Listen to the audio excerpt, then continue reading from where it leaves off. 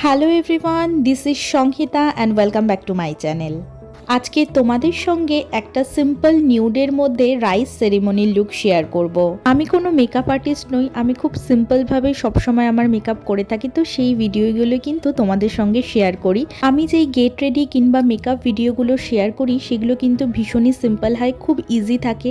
আমি যেমন easy look create করি খুব কম সময়ের মধ্যে, তোমরাও কিন্তু খুব কম সময়ে ক্রিয়েট করতে পারবে। তো অবশ্যই ভিডিওতে থেকো আর স্টেপ বাই স্টেপ কী করছি সেটা দেখে নিও। মেকআপ করার আগে কিন্তু ভালো করে স্কিন কেয়ার করে নিতে হবে, তাই আমিও ফার্স্টে টনিমলির একটা টোনার ব্যবহার করছি।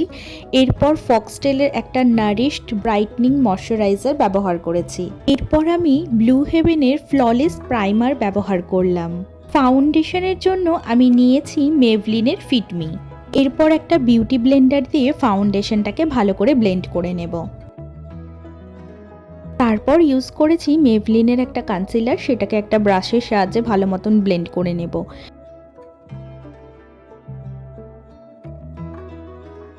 এরপর ব্যবহার করছি মেভলিনের ফিটমি কম্প্যাক্ট। এই কম্প্যাক্টটা কিন্তু আমার বেশ ভালো লাগে, তো এটাই ব্যবহার করে নিচ্ছি। কম্প্যাক্টটাকে ভালো করে সেট করে নেবার পর এরপর আমি আইসটা করব। আইসটা জাস্ট সিম্পলই রাখবো, একটা জাস্ট নিউড শেডের গ্লিটারি আইশ্যাডো আমি ইউজ করছি। দেখো, দেখলে বুঝতেই পারছো চোখটা বেশ এনহ্যান্স হয়ে গেছে কিন্তু এই গ্লিটারি শেডটা ব্যবহার করার পর। আইস ডান। এরপর আমি এলিট্রিনের একটা লাইনার, ব্ল্যাক লাইনার ব্যবহার করে নিলাম।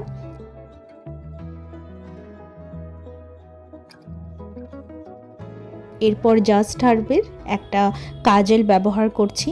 আর সবচেয়ে ফেভারিট জিনিস হলো আমার এই মাস্কারাটা। আপার ল্যাশ আর লোয়ার ল্যাশে মাস্কারাটা অ্যাপ্লাই করে নেবার পর এবার ইনসাইড কসমেটিক্সের একটা ব্লাশ ব্যবহার করছি। ব্লাশটা কিন্তু ভীষণ পিগমেন্টেশন, অল্প জাস্ট একটু নিলেই ব্যবহার করলে কিন্তু বেশ একটা গ্লোই ফিনিশ দেয়। আর সবশেষে আমি ইউজ করছি রিকোডের প্রেপ সেটিং স্প্রে। এটা কিন্তু বেশ একটা গ্লোই শিমারি সেটিং স্প্রে, তোমরা কিন্তু অবশ্যই ব্যবহার করতে পারো, বেশ ভালো লাগবে, ফেসটা দেখতে গ্লো করবে। আর শেষে ব্যবহার করে নিচ্ছি হলো মেভলিনের মাস্টার ক্রোম হাইলাইটার। এই হাইলাইটারটা তো ভীষণ পিগমেন্টেশন, জাস্ট অল্প একটু ব্যবহার করলেই স্কিনটা বেশ গ্লো করে, তো এটাই শেষে কিন্তু ব্যবহার করে নিলাম। এরপর লিপসের জন্য আমি মার্সের একটা লিপ লাইনার ব্যবহার করছি আর এখানে মেভলিনের একটা লিকুইড লিপস্টিক ইউজ করছি।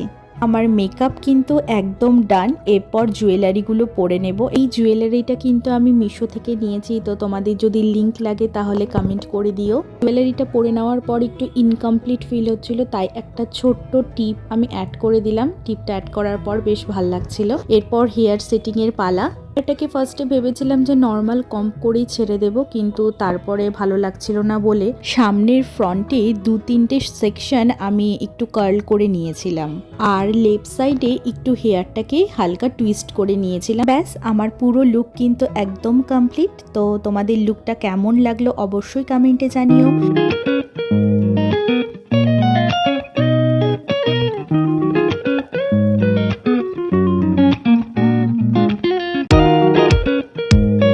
ভিডিওটা ভালো লাগলে লাইক আর শেয়ার করে দিও। চ্যানেলে নতুন হলে সাবস্ক্রাইব করে নিও। টাটা।